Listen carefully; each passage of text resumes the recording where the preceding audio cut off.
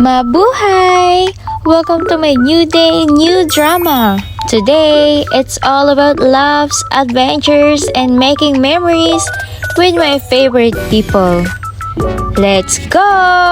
And yes, Dubai's cold season is really the best time to enjoy the city. And isa na dito ang gumala ka sa park, lumabas kasama ng iyong kaibigan o ay iyong mga minamahal sa buhay.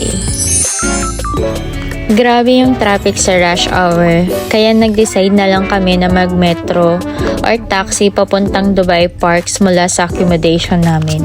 Ang ganda dito, pag nag-commute ka, hindi ka basta-basta maliligaw kasi madaming signage na tutulong at mag-guide sa'yo. Kaya kung mahilig ka mag-adventure at mag-explore, siguro Dubai ang perfect place para sa'yo.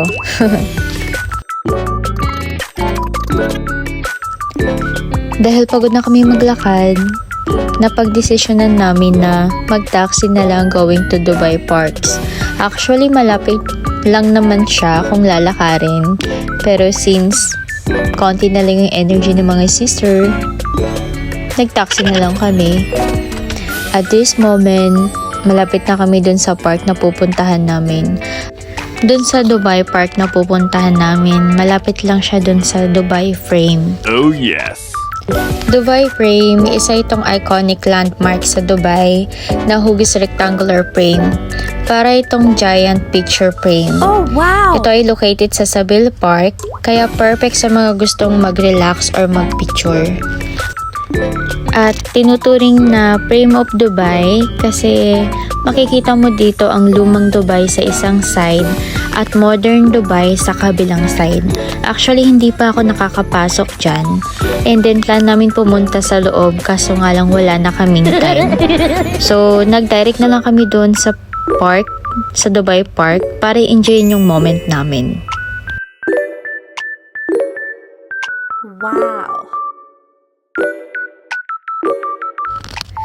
Since hindi naman kami nakapasok sa loob, nag-order na lang kami ng food at nag-picnic sa park.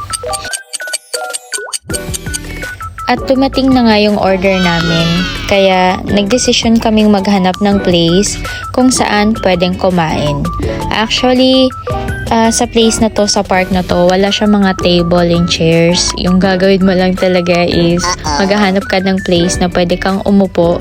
Like, katulad dyan sa Pinas, sa Manila, sa BGC kung mapapansin nyo, meron lang silang mga grass na pwede kang umupo doon or sa Rizal Park. This time, konti na lang ang tao sa park, kaya mas relaxing kumain. And then, ang ganda dito, tahimik at malinis ang lugar. Perfect talaga sa pagre-relax mo. And then, since pagod at gutom na kami, nag-start na agad kaming magmukbang session. At syempre, mas sumasarap ang kain kapag may kasamang kwentuhan at tawanan.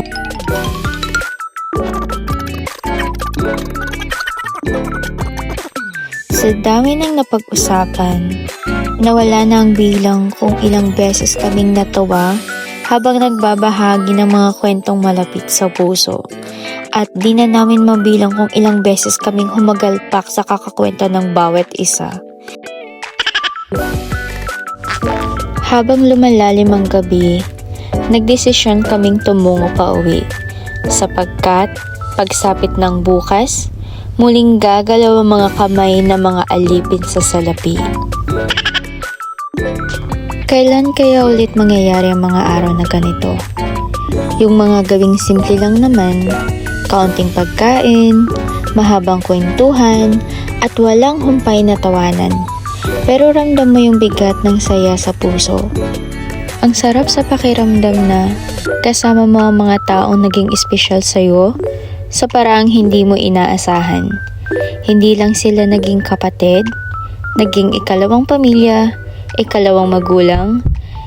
Sila yung naging sandalan, tahanan, at sila yung sumalo sa'yo sa mga panahong hindi mo masabi sa pamilya mo na napapagod ka na.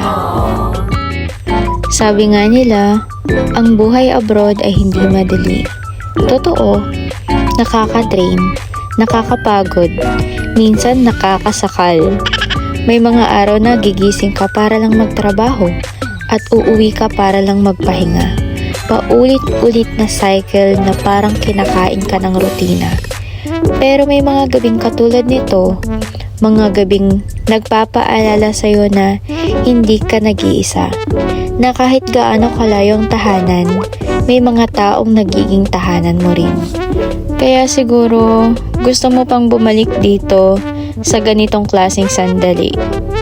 Sa ganitong klaseng saya, sa ganitong klaseng sawahan. Sa gitna ng pagod, dito mo mararamdaman na kaya mo pa. Na may dahilan kung bakit ka lumalaban. Na may mga taong handang maglakad kasama mo kahit gaano pa kahirap ang daan. Okay guys, hanggang dito na lang muna ang kwentuhan natin.